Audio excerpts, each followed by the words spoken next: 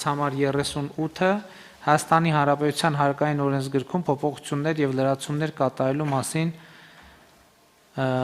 օրենքի նախագծին հավանություն տալու մասին հարցը զեկուցող ֆինանսների նախարար Ատոմ Ջանջուղազյան։ Խնդրեմ, պարոն Ջանջուղազյան։ Շնորհակալ եմ մեծարգո վարչապետ, հարգելի գործընկերներ, ներկայացված նախագիծը այն հարկային համակարգի փոփոխությունների հայտարարված հայեցակարգի տրամաբանական շարունակությունն է, որը մինչ այժմ քննարկվել է եւ դրա բաղադրիչներից մեկն է ըստ էության եւ նախագծով առաջարկվում է փոփոխություն կատարել հարկային օրենսգրքում այն տրամաբանությամբ, որպեսզի հնարավոր լինի հարկել տեսանելի հարստությունը համարժեքորեն, որպեսզի բարձ լինի, ուզում եմ մի փոքր մանրամասնել, մենք մի փոքր գնահատել ենք միջազգային փորձը այս տեսակետից եւ բարձվել է, որ Հայաստանը ուսումնասիրված 38 երկրների շարքում, որոնց մի մասը համադրելի են, մի մասը կարելի է որպես լավ օրինակ դիտարկել, գրեթե առաջատար է երկու ցուցանիշների մասով, դա գույքային հարկերի հետ կապված գույքային հարկ համախառն ներքին արդյունք հարաբերակցության ցուցանիշն է եւ ընդհանուր հարկերի մեջ գույքային հարկերի տեսակահար կշռի ցուցանիշը երկու մասով էլ մի դեպքում երկրորդ պատվավոր ճակերտավոր ասած հորիզոնականում է, մյուս դեպքում երրորդ։ Եվ սա տարիների ընթացքում ձևավորված այն դրսևորման հետևանք է, որ հարկման բազայի համար հիմք է ընդունվում կադաստրային արժեքը գույքերի, անշարժ գույքի մասն է խոսքը, որը ինչպես հայտնի է, էականորեն տարբերվում է դրանց շուկայական արժեքներից։ Եվ այս փոփոխության արդյունքում ակնկալվում է, որ առաջարկվող փոփոխության արդյունքում ակնկալվում է, որ պոտենցիալը գույքային հարկերի հարկման մոտարապես 4.3 անգամ առաջարկվող մոտեցման ընդունման դեպքում կաճի։ Սա իր հերթին նշանակում է, որ հնարավորություն կընձեռվի համայնքներին, որոնց համար հիմնական աղբյուրը եկամուտների բյուջեների տեսակետից հանդիսանում են հենց գույքային հարկերից ստացվող եկամուտները, իրենց առջև ծառացած խնդիրների այլ որակի լուծման հասնել եւ բացի դրանից մենք նաեւ երբ քննարկում էինք եկամտային հարկի փոփոխությունների հարցը եւ առաջարկվեց նաեւ հիմնավորվեց թե ինչու համահարթ դրույքաչափ կիրառվի եկամտային հարկի համար, հիմնական հակափաստարկները, որ այդ մոտեցման համար ներկայացում են, կապված էր նրա հետ, որ զարգացած տնտեսություն ունեցող երկրները որդեգրել են եւ իրականացնում են պրոգրեսիվ հարկման մոտեցում, կիրառում են պրոգրեսիվ հարկման մոտեցում եւ այդ տեսակետից մեր փաստարկն այն էր, որ եկամուտների մասում ունենալով համահարթ մոտեցում մենք անցում կկատարենք այդ պրոգրեսիվության կիրառության տեսանելի հարստությունը հարկելու ճանապարհով կկազմակերպենք այդ պրոգրեսիվությունը եւ հիմա առաջարկվող մոտեցումը հենց նաեւ դրա լուծումն է։ Ըստ էության, ինչպես արդեն ասացի, ակնկալում է, որ մոտ ավելի քան 4 անգամ կաճի այս առաջարկված լուծումների պայմաններով համայնքների հնարավորությունները եւս երկու հանգամանքի վրա կուզենայի հրավիրել մեր ուշադրությունը, առաջինն այն է, որ ներկա գործող համակարգում կա, այսպես ասած, չհարկվող շեմ, այսինքն մինչև 3 միլիոն դրամ գնահատված բնակարանների, բնակելի տների համար հարկ չի գանձվում։ Առաջարկված մոտեցմամբ թեկուզ փոքր, բայց նախատեսվում է որոշակի դրույքաչափ սահմանել ցանկացած արժեք ունեցող անշարժ գույքի համար, եւ սրա տակ ընկած է հետեւյալ տրամաբանությունը։ Փորձել հասնել նրան, որպեսզի հարկ վճարողը լինի ոչ միայն շահառու, ինչպես շատ հաճախ հենց այդ դրսևորումներ լինում, այլ նաև պահանջատեր, այսինքն թեկուզ փոքր չափով, բայց կատարելով վճարում պետական ներողություն համայնքի բյուջե տվյալ դեպքում, նաև լինի պահանջատեր նույն համայնքային ծառայությունների որակի տեսակետից։ Խոշոր հաշվով տարեկան արդյունքներով մենք դիտարկել ենք բազմաթիվ օրինակներ, օգտվել ենք կադաստրի կոմիտեում արկա տվյալներից եւ դրանց նկատմամբ կիրառել ենք առաջարկվող փոփոխությունների հնարավոր ազդեցություններն են գնահատել եւ տեսնում ենք, որ տարեկան արդյունքներով դա նշանակալի չի, բայց վարկագծի փոփոխության իմաստով մեր կարծիքով կարող է լինել նշանակալի։ Եվ հաջորդը, որը կարծում ենք նույնպես կարևոր է, թե ինչ ճանապարհով ներդրվի այս համակարգը, առաջարկվել է եւ կա համաձայնություն հենց նախագծի այդ տրամաբանությամբ էլ մշակված է, որ ներդրվի աստիճանաբար, այսինքն ոչ թե ամբողջությամբ հենց հաջորդ տարվանից ներդրվի արդեն նոր դրույքաչափեր կիրառվեն, ներողություն, այս դեպքում ոչ թե նոր դրույքաչափեր, այլ հարկի նոր չափեր, այլ դա տեղի ունենա աստիճանաբար 3 տարվա ընթացքում։ Եվ այդ մոտեցմամբ նախագիծը մշակված է ըստ էության բացի գյուղատնտեսական նշանակության հողերից մնացած բոլոր տեսակի գույքերի կատեգորիաների համար նախագծում տրված են լուծումներ, յուրաքանչյուրը առանձին, ինչպես արդեն ասացի, քննարկման առարկա է դարձել եւ կայացվել են որոշումներ, որոնք ընտրվել են առաջարկվող տարբերակներից յուրաքանչյուր դեպքի համար, յուրաքանչյուր խումբ գույքի համար դրա առանձնահատկությունը հաշվի առնելով ու վերջում կուզենայի ուղղակի նշել, որ դրույքաչափերի փոփոխությունը ըստ էության տեղի չի ունեցել, տեղի է ունեցել միայն միջակայքերի փոփոխություն եւ կիրառվելու են այն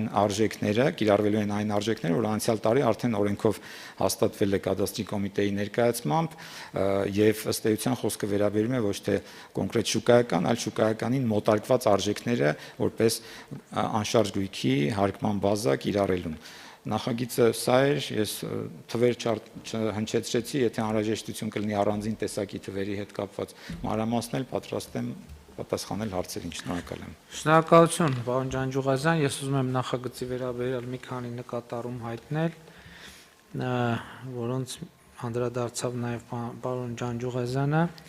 Այո, սա ըստ էության կարևորագույն ռեֆորմներից մեկն է, որ մեր կառավարությունը ստանձնում է իրականացնել եւ այս ռեֆորմը իրականացվում է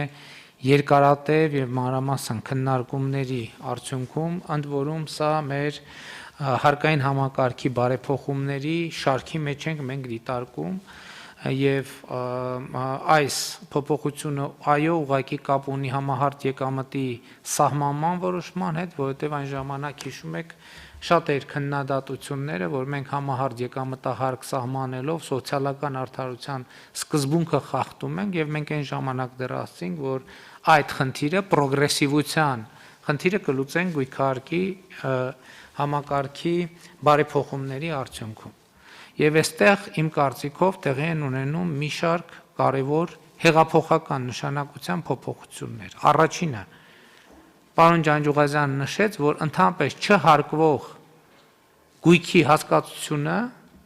անշարժ գույքի հասկացությունը վերացվում է։ Հայաստանում կար իրավիճակ, երբ որ մինչև 3 միլիոն դրամանոց գույքի համար ընդհանրապես հարկ չէր վճարվում։ Մենք արձանագրում ենք, որ սա սկզբունքային սխալ մոտեցում է, որովհետև քաղաքացի պետություն հարաբերությունը պետք է կարգավորվի կոնկրետ բանաձևով, որովհետև այդ կոնկրետ բանաձևը նշանակում է նաև համընդհանուր վերաբերմունք պետական բյուջեի նկատմամբ, պետական եւ տեղական բյուջեի նկատմամբ, որովհետև ինչա ի վերջո մեր ամենակարևոր սկզբունքային փոփոխությունը, որ մեր մտածողության մեջ պետքա տեղի ունենա, պետական բյուջեի նկատմամբ մեր վերաբերմունքն է։ Մի քիչ կարող է կոպիտ հնչի, բայց սովորաբար պետական բյուջեի նկատմամբ կա երկու վերաբերմունք։ Երբ որ պետական պաշտոնյաները կամ պետական համակարգը դա համարում է իրենը, իսկ հանրությունը բյուջե վճարած ամեն կոպեկ համարում է ըստ էության կորսված փող, ենթագիտակցության մեջ։ Ну, սա ունի օբյեկտիվ եւ սուբյեկտիվ պատճառներ։ Մենք ասում ենք, որ պետական եւ տեղական բյուջեի նկատմամբ պետքա վերաբերմունք փոխվի։ Դա մեր համախառն ազգային գրպանն է, որը պատկանում է բոլորիս եւ մեր յուրաքանչյուրի բարեկեցությունը եւ անվտանգությունը կախված է նրանից, թե ինչքան գումար է հավաքվում այդտեղ եւ հետեւաբար մենք պետական բյուջեին պետքա վերաբերվենք այնց, ոնց որ վերաբերվում են ընտանեկան բյուջեին։ Եվ երկրորդ այս համատեքստում չհարկվող շեմի հասկացությունը պետք է վերանա։ Եվ մենք ինչ ենք ասում ենք ցածրարժեք հա մարդու գույքը։ Ոչինչ, թող տարեկան 100 դրամ վճարի։ Եվ բառացիորեն մենք կունենանք դեպքեր, մեր հաշվարկները դա ցույց տվեցին, որ կլինեն գույք, որ այդ գույքի հարկը կլինի տարեկան 100 դրամ։ Եվ ֆիսկալ առումով սա որևէ նշանակություն չունեցող հարաբերություն է, բայց հոգեբանական, քաղաքական եւ քաղաքացիական առումով սա հսկայական նշանակություն ունեցող հարաբերություն է։ Երբ որ ամեն քաղաքացու հարաբերությունը պետության հետ նույնն է։ Եվ այո, այս համատեքստում պետք է արձանագրենք, որ ընդհանուր առմամբ գույքահարկը ավելանալու է եւ առավելապես ավելանալու է այն գույքերի վրա, որոնք մենք պայմանականորեն անվանում ենք դղյակներ, ապարանքներ եւ այլն եւ այսպես շարունակ։ Որտեւ եթե նայենք այսօր այդ մեծադղիրդ առանձնատները ինչ գույքահարկ են վճարում, ըստ էության սիմվոլիկ։ Եվ մենք այստեղ մտցնում ենք, հիշում եք, երկար տարիներ Հայաստանում այդ բանավեճն է տեղի ունեցել, որ ճոխության հարկ է պետք մտցնել, բայց ճոխության հարկը կիրառվել է այնպես, որ հետո ստիպված ենք եղել վերացնել, որովհետև հետո երբ որ արդյունքները նայել ենք, տեսել ենք, որ գումար չի հավաքվում։ Այստեղ ճոխության հարկի կոմպոնենտ նույնպես կա։ Եվ սա շատ կարևոր դեր է խաղալու Հայաստանում քաղաքաշինական կուլտուրայի զարգացման գործում, որովհետև հիմա մարդիկ տներ կառուցում են ըստ էության առանց որևէ հարակից գործոն հաշվի առնելու, որովհետև մտածում են ինչքան մեծ, ինչքան բարձր, ինչքան ուրիշներին ճնշող, այնքան ավելի լավ, այնքան ավելի իրենց սոցիալական դերը մեծանում է։ Եթե նույնիսկ այդպես, ուրեմն այդ մյուսներին պետքա վճարեն այդպիսի սեփականությունների տնօրինողները, որպեսզի այստեղ իրավունքների եւ պարտականությունների միջև ճիշտ բալանս տեղի ունենա։ Հաջորդը ես ուզում եմ արձանագրել, որ մենք ըստ էության 4 փուլանի հարկային բարեփոխումների համակարգ ենք ներդնում եւ շատ կարեւոր է արձանագրել, որ նաեւ ճգնաժամային այս ժամանակաշրջանում առաջին տարում մոտավորապես 600,000 շահառուների, քաղաքացիների գույքահարկը կպակասի, կնվազի։ Մոտավորապես 600,000 քաղաքացու գույքահարկը այս օրենքի ընդունումից հետո առաջին տարվա ընթացքում կնվազի, հաջորդ տարվանից կսկսի կամաց ավելանալ։ Եվ մենք համոզված ենք, որ այս ճգնաժամային տարուց հետո, այսինքն 21 թիվ ըստ էության մենք բան կանենք, ճգնաժամային տրամաբանության մեջ կլինենք գույքահարկի առումով, հետագայում համոզված են, որ մեր տնտեսական ակտիվությունը եւ աճը կվերականգնվի, մենք կվերականգնենք տեմպը մեր տնտեսական աճի եւ այդ բարձրացումները կլինեն մեր իրավիճակին համարժեք։ Այսքանը, այս է ուզում ասել, խնդրեմ այլ հարցեր եւ նկատառումներ։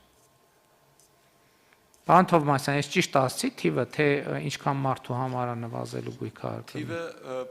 պարոն վարչապետ, մոտավորապես ճիշտ է, հիմա ճշտում է ավելի սենց 560-ից 600,000-ի մասին։ Մոտավորապես այս պայդրությամբ վերջնական թիվը մոտ 500,000-ին մոտ է 400 եւ ավել հազարի մասին է խոսքը։ Լավ, մի քիչ չափազանցրի, բայց էլի 490-500,000, բայց հետագա ճշտումների ընթացքում է թիվը ավելի։ Հիմա տվյալների բազայի վերաբերյալ Չնայած կներեք, մյուս պարագայում այդ եթե հաշվի առնենք այդ 100 դրամանոց բանը, 100 դրամանոց սեգմենտ,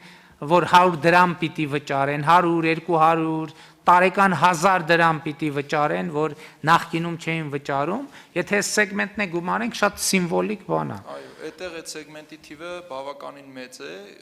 եւ հիմնականում այն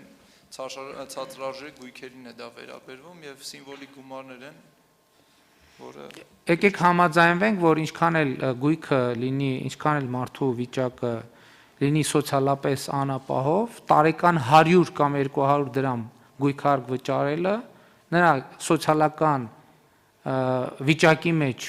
ըստ էության ոչ մի բան տարեկան, ուզում եմ հիշեցնեմ, տարեկան 100, 200, 300 նրա սոցիալական վիճակի մեջ շատ բան չի փոխի, բայց մեր պետական կառուցվածքի եւ պետություն քաղաքացի հարաբերությունների մեջ շատ լուրջ եւ էական բովանդակային փոփոխություն կմտցնի։ Խնդրեմ այլ հարցեր։ Համեցեք, պարոն ջան։ Շնորհակալ եմ։ Ուղղակի նաև կուզենայի ասել դրույքաչափը խոսքը վերաբերում է 0.5% դրույքաչափ կիրառելուն այդ ցածրարժեք անշարժ գույքի համար, որը իսկապես տարվա համար մի քանի 100 դրամի մասն է խոսքը, բայց մեր բոլոր գործողությունները ենթադրում են, որ պետք է միտված լինի հենց մտածողության փոփոխությանը, որովհետև ինչպես սկզբում ասացի, կարևոր է ոչ միայն այն, որ այդ գումարը վճարվի, որովհետև դա ըստ էության, ինչպես տեսնենք, ֆիսկալ ոչ մի հետևանք խոշոր հաշվով չունի, այլ այն, որ շահառուից վերածվի պահանջատիրոջ այդ նույն վճարողը, սա է տրամաբանությունն է այդ մոտեցման առաջարկելու եւ երկրորդը, որ կարծում եմ նույնպես կարևոր է եւ ուշադրության արժանի, այն է, որ փոփոխությունը կլինի հատկապես այն գույքերի դեպքում, որտեղ էական է տարբերությունը կադաստրային արժեքի եւ մոտարկված շուկայականին մոտարկված արժեքների դեպքում այնտեղ որտեղ այդ տարբերությունը էական չի, այս փոփոխությունը կամ ազդեցությունը նույնպես էական չի լինի։ Ցավոք սրտի մեր մոտ ինչպես տեսնում ենք բնակարանների եւ բնակելի տների դեպքում դրանք էապես թերագնահատված են, գոնե այն բազան ինչ որ այսօր օգտագործում է հարկման համար էապես թերագնահատված է։ Եվ վերջում եթե դեմ չեք, պարոն վարչապետ, կխնդրեի որպեսզի նաեւ հրատապ ճանաչվի այս հարցը, որտեղ որպեսզի հունվարի 1-ից հնարավոր լինի կիրառել հունիսի 20-ին պետք է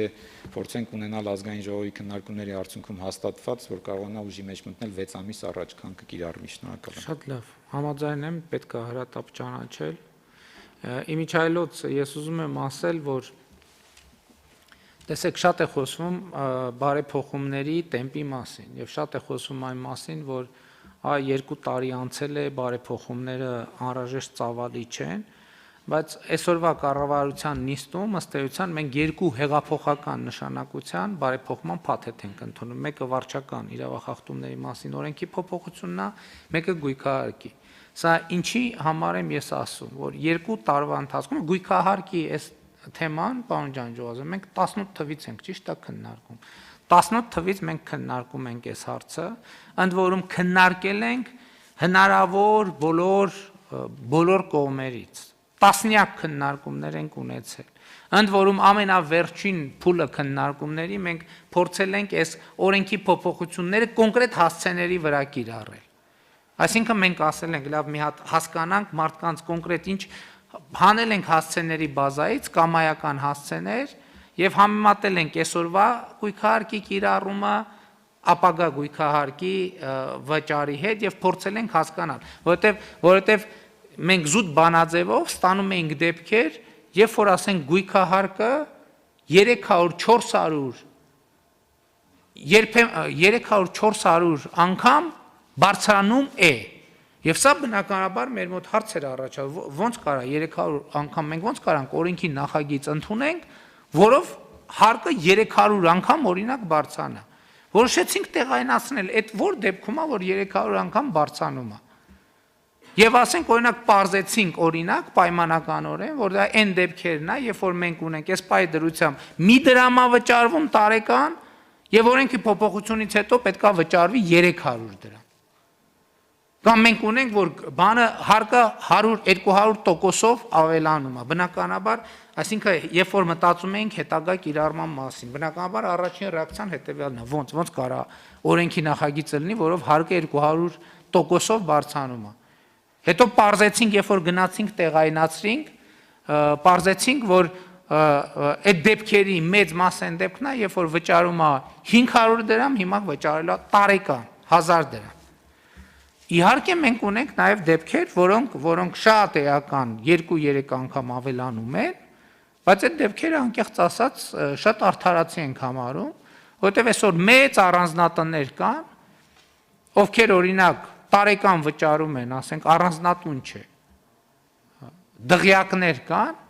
որոնք օրինակ տարեկան վճարում են 800,000 դրամ, բայց օրենքի փոփոխությունից հետո պետք է վճարեն 15 միլիոն դրամ։ Եվ ակնհայտ է, որ այդ սեփականատերերի համար այդ 15 միլիոն դրամը ոչ մի բան է ըստ էության, համենայն դեպս եթե մարդը այդ կարգի դղյակը կառուցեր, ուրեմն դա պետք է այդպես էլ լինի։ Եվ հետևաբար մենք այս թեման նրա մասին էր, որ այդ բարեփոխումները ուշանում են, հիմա մենք մի փուլ ենք հասել, երբ որ մենք ֆորսաժով ենք բարեփոխումներ անում, որովհետև 2 տարվա մեջ մենք քննարկել ենք, խորացել ենք, փորձել ենք հասկանալ, համոզվել, բոլոր պարամետրերը նայել։ Եվ հիմա ասում եմ, այս նիստում 2 հատ հեղափոխական նշանակության բարեփոխումների փաթեթ ենք ընդունում։ Էլ չեմ ասում,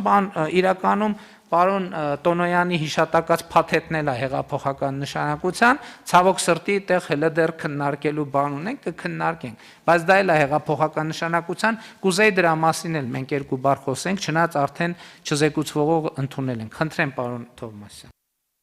Շնորհակալություն, մեծարգո վարչապետ կցանկանայի նշել նաև այն հանգամանքը, որ շուտով կադաստրի էլեկտրոնային հարթակում հասանելի կլինի հաշվիչը,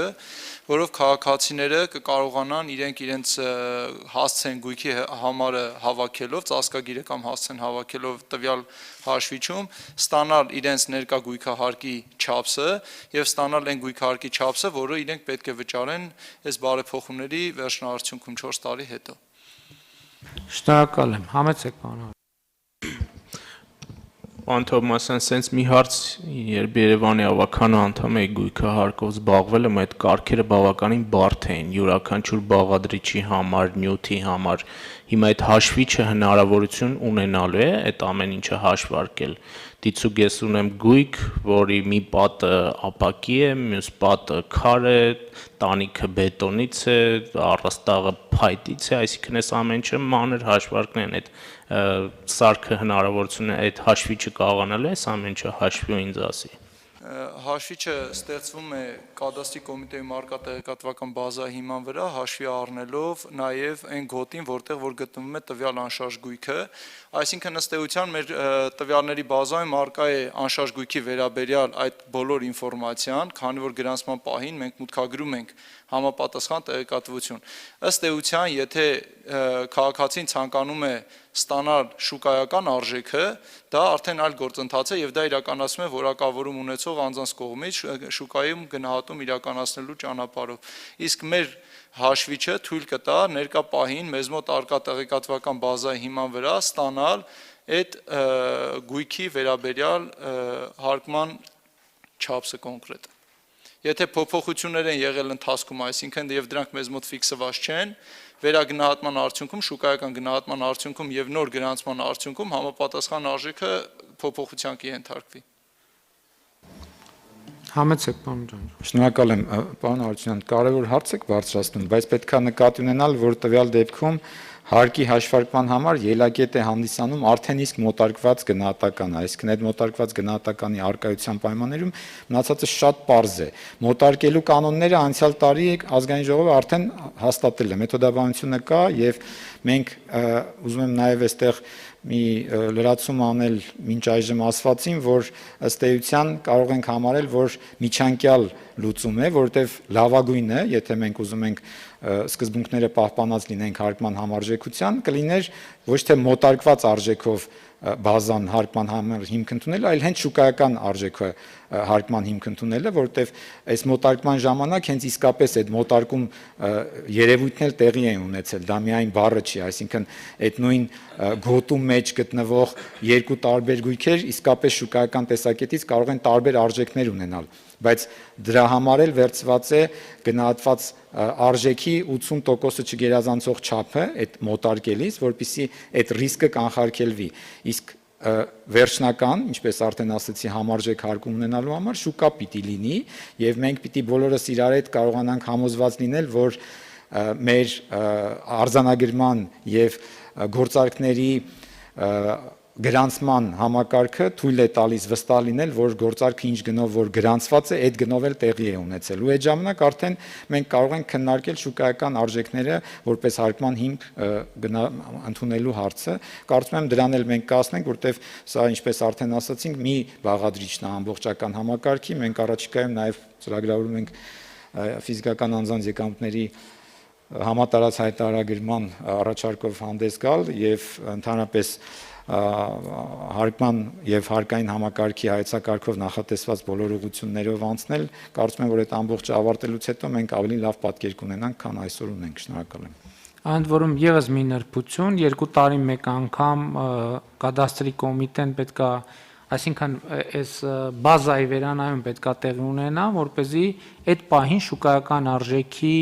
արժեքը մտնի, այսինքն դրվի հարկման հիմքում։ Ուղղակի ես մի բան լավ չէի հիշում, մենք 21 թվին, երբ որ ուժի մեջ մտնի, աշնան, առաջիկա աշնան գնահատումն է, ճիշտ է բան անելու, դրվելու հիմքում։ Համեցեք, պարոն Թովմասյան։ Գնահատում ըստ էության արդեն կատարված է, պարոն վարչապետ, սակայն հաշվի առնելով այս ստեղծված իրավիճակը համավարակի, միգուցե հնարավորություն ինչ որ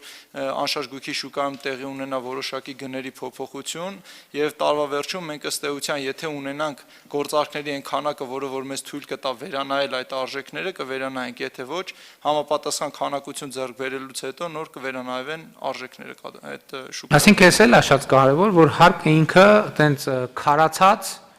ի տարբերություն նախկինի երևույթ չի լինելու։ Շուկայում տեղի ունեցավ փոփոխություն,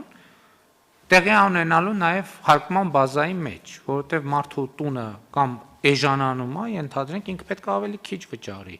թանկանում է, իհարկե ոչ 2 տարի մեկ է այդ գնահատումը տեղի ունենալու, որովհետև հնարավոր չի ամեն ամիս տալ։ Եվ այստեղ իմիջայլոց ուզում եմ ասել, որ այստեղ շատ լուրջ տեղաշարժեր են տեղի ունենալու հանրային հարաբերությունների եւ այդ տեղաշարժերը միանշանակ դրական են լինելու։ Իմ գնահատականը դա է ամեն դեպս։ Խնդրեմ այլ հարցեր։ Չկա ըստ այդմ դրվում է քվեարկության, ովքեր են դեմ որոշման ընդունմանը, դեմ չկա, որոշումն ընդունված է, հարգելի